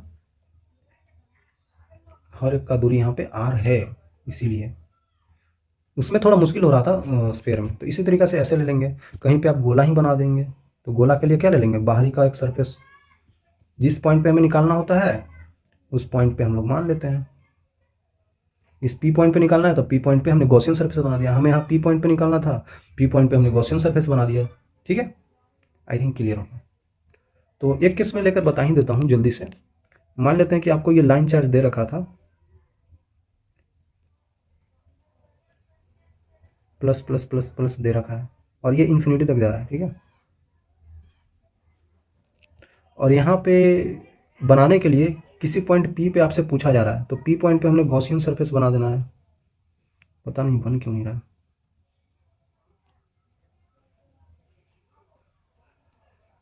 बहुत बड़ा बन गया, देखिए है ना, ये बना दिया हमने। तो अब आप समझ सकते हैं, इन दोनों को ऐसे करके मिला देते हैं, तो ये हमने बना दिया। और हमें पूछा गया है कि ये पी पॉइंट पे इलेक्ट्रिक फील्ड क्या होगा, electric field at point P क्या होगा। हमें इलेक्ट्रिक फील्ड निकालने के लिए गॉसियन सरफेस बनाना होता है, तो ये गॉसियन सरफेस उसी कारण से हमने बना दिया है बच्चों। तो पी पॉइंट पे क्या हो जाएगा, हम अच्छा अच्छा फेस गॉसियन सरफेस इसीलिए बना रहे थे क्योंकि आसान हो जाए, है ना। तो यहाँ से डिस्टेंस इसका क्या है, आर है, यहाँ से डिस्टेंस इसका क्या है, आर है, हर जगह पे डिस्टेंस आर है, इसलिए अच्छा हो गया, एरिया लिखने में आसानी होगा। आ रहा है समझ में एरिया लिखने में आसानी होगा। अब हम यहाँ पे लिख सकते हैं, क्या लिख सकते हैं कि इलेक्ट्रिक फील्ड क्या होगा बच्चों, वो हमने फ्लक्स से समझा, phi equal to E dot D A का integration equal to Q inside by epsilon naught. आपको बता रखा है कि इसका लीनियर चार्ज डिस्ट्रीब्यूशन लेमडा है। लेमडा होता है चार्ज पर यूनिट लेंथ, ठीक है, चार्ज पर यूनिट लेंथ होता है। आ रहा है समझ में?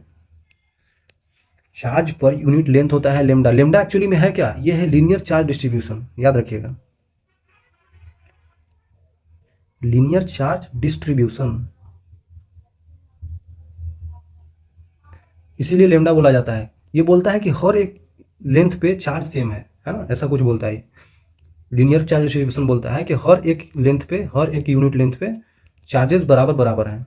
अब अंदर कितना चार्ज है, इस जो गॉसियन सरफेस बनाया उससे हमको देखना है, इसके अंदर कितना चार्ज है।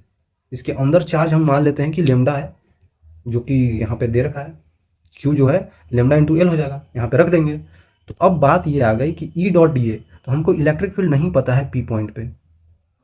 अब ये क्या होगा, कांस्टेंट होगा कि वेरिएबल, कुछ नहीं पता है, चलिए निकालते हैं। होता तो कांस्टेंट ही है, लेकिन यहाँ पे देख लेते हैं। और एक बात और, यहाँ पे जो एरिया वेक्टर बन रहा है, एरिया वेक्टर जो बन रहा है, एरिया वेक्टर इस पॉइंट पे बाहर की तरफ होगा, है ना। ये पूरा ऐसे सरफेस बनता है, ऐसे कोन क्या बोलते हैं, सिलेंडर में एक कर्व होता है और ऊपर वाले भी होते हैं। तो ऊपर की तरफ तो एरिया डी ए वेक्टर ऐसे हो जाएगा, नीचे की तरफ डी ए वेक्टर ऐसे हो जाएगा। ये वन फेस मान लेते हैं, ये टू फेस, तो इनकी वजह से तो जीरो होगा, क्योंकि इलेक्ट्रिक फील्ड ऐसे जा रहा है ना। देखिए इलेक्ट्रिक फील्ड ऐसे जा रहा है, तो इसके वजह से तो जीरो ही होगा ना यार। इलेक्ट्रिक फील्ड ऐसे, डी ऐसे, तो 90 डिग्री, ऐसे ऐसे 90 डिग्री, तो इन दोनों की वजह से फाइव वन तो जीरो होगा, फाइव टू तो जीरो होगा, क्यों? क्योंकि 90 डिग्री है। तो फाइव सिर्फ ये थर्ड सरफेस की वजह से आ रहा है, five D to third surface, तो वही आ रहा है। इलेक्ट्रिक फील्ड डॉट करेंगे तो दोनों का डायरेक्शन सेम है, हर जगह पे सेम है। देखिए इलेक्ट्रिक फील्ड ऐसे ऐसे ऐसे, और हर जगह पे एरिया सेम है ना, हर जगह पे सेम है। आई थिंक क्लियर होगा। ये सब एक चार्ज की वजह से देख सकते हैं, हर एक चार्ज की वजह से, लीनियर चार्ज डिस्ट्रीब्यूशन है ना, तो हर एक की वजह से हर एक सरफेस पे, पूरे सरफेस पे ऐसे ऐसे फैला होगा, है ना बच्चों, ऐसे। तो हर एक पॉइंट पे डी ए वेक्टर बाहर की तरफ, वो भी बाहर की तरफ, यही चीज मेन होती है। दोनों बाहर की तरफ या हो गया तो वहाँ पे कॉस जीरो वन हो जाता है इंटू डी ए, तो डी ए का इंटीग्रेशन हो जाएगा into cos of 0 degree equal to Q हमें नहीं पता है, एप्सिलॉन नॉट पता है, ठीक है। इलेक्ट्रिक फील्ड पी पॉइंट पे नहीं पता है, डी ए जो हम लोग एरिया पूरा लेंगे, हमने जो ये माना है गॉसियन सरफेस, ये क्या है, ये गॉसियन सरफेस है, गॉसियन सरफेस, ये गॉसियन सरफेस मान रखा है। तो इसका एरिया देखना है ना, इसका एरिया कितना होगा जो हमने माना है, इसका एरिया कितना है, सिलेंडर का एरिया क्या होता है, 2 पाई आर नीचे वाला और एल लेंथ होता है इसका, वही तो होगा, simple 2 pi R into L. यहाँ पे लिख देंगे हम लोग 2 pi R into L, R capital है तो कैपिटल लिखेंगे, Q inside by epsilon naught. तो अब हमारे पास आ जाएगा electric field at point P equal to Q divided by 2 pi R L epsilon naught. आपको पता होगा 1/4 पाई एप्सिलॉन नॉट का वैल्यू क्या होता है, वो के होता है, पता ही होगा। तो इसका यूज कर देते हैं, तो ऊपर नीचे 2 से मल्टीप्लाई करेंगे तो 2Q और के बन जाएगा, नीचे क्या बन जाएगा, एल बन जाएगा, यही तो बन जाएगा। सॉरी सॉरी सॉरी, क्या लिख रहा हूँ मैं, 2 से ऊपर नीचे मल्टीप्लाई कर दीजिए बच्चों, देखिए ध्यान से। 2 से ऊपर नीचे क्यों किया, क्योंकि नीचे 2 इंटू 2 4 पाई एप्सिलॉन नॉट, तो ये पूरा वैल्यू के बन जाएगा, ठीक है। तो ऊपर लिख देते हैं के क्यू, 2K क्यू आ गया, नीचे क्या बचेगा, आर और एल बचेगा, ठीक है। तो यहाँ पे पता चल गया होगा आपको, जो चार्ज पर यूनिट लेंथ हो रहा था वो लेमडा हो रहा था, है ना, charge per unit length lambda हो रहा था। तो हम उसका वैल्यू पुट कर देते हैं, तो 2K लेमडा अपॉन आर आ जाएगा। तो हमको इलेक्ट्रिक फील्ड किसी बाहरी वाली पॉइंट पे हमें पता चल गया कि वो आता है 2K लेमडा अपॉन आर, ठीक है। तो भाई ये आ गया हमारे पास। याद होगा आपको शुरू में तीसरा चौथा लेक्चर में इलेक्ट्रोस्टैटिक्स का बताया था कि वहाँ पे जो आता है वो इसी के वजह से आता था। मतलब हम इसके वजह से नहीं निकालते थे, हम किसी पॉइंट पे लेते थे ऐसे, इसको एंगल थीटा मानते थे, थीटा 2 बहुत लंबा होता था। यहाँ पे हम डायरेक्टली बता दिए, देख रहे हैं, डायरेक्टली बता दिए हम। ये बहुत अच्छी बात है, अरे समझ में, ये बहुत अच्छी बात है कि हम डायरेक्टली बता दिए। यही चीज़ आपको जानना बहुत ज़रूरी था। तो बेसिकली हमने क्या बताया, आपको बस इतना ध्यान रखना है, फ्लक्स जो होता है वो होता है integration of E dot D A vector equal to charge अंदर वाला अपॉन एप्सिलॉन नॉट। इतना ध्यान रख लीजिए, काम हो जाएगा आपका, है ना, इतना ध्यान रखिए, काम हो जाएगा। यही आपको बताना है। और आगे हम देखने वाले हैं कि लीनियर चार्ज डिस्ट्रीब्यूशन अभी देखा ना, लीनियर होता है, लीनियरली चार्ज डिस्ट्रीब्यूटेड है ना। अब फिर देखेंगे एरियल चार्ज डिस्ट्रीब्यूशन, माने एरिया में चार्ज डिस्ट्रीब्यूटेड रहेगा। और फिर देखेंगे हम कि वॉल्यूमेट्रिक है ना, वॉल्यूमेट्रिक चार्ज डिस्ट्रीब्यूटेड रहेगा। ठीक है, इस टाइप का रहेंगे। इसको लेमडा से रिप्रेजेंट करते हैं, इसको सिग्मा से रिप्रेजेंट करते हैं, इसको रो से कर दिए, इसको करते हैं ये से, है ना, इस टाइप का। तो ये तीनों केसेज आपको बता देंगे ना, इसके बाद आप कोई भी सवाल कर लेंगे, है ना। ये बहुत इंपॉर्टेंट चीज़ होती है। तो आप इंतजार कीजिए, अगले 3 लेक्चर और आएंगे इन तीनों पे। अच्छे से पढ़िए बच्चों। चीज़ें हो सकती है टफ लग रही हो यार, फर्स्ट टाइम में इतना ज़्यादा टफ ही लगता है, लेकिन धीरे धीरे करिए ना, धीरे धीरे करते जाइए, हो जाएगा। मिलेंगे आगे, तब तक के लिए ओके बाय।